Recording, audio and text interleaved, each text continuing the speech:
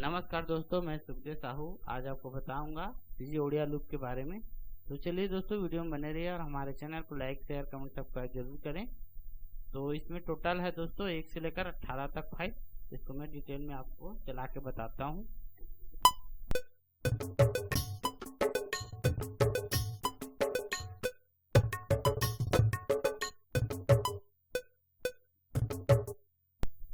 ये बीपीएम कम है इसलिए स्लो बज रहा था। इसका बीपीएम है 174 बीपीएम। दोस्तों आप 174 बीपीएम लगा लीजिए, उसके बाद फिर चलाइए।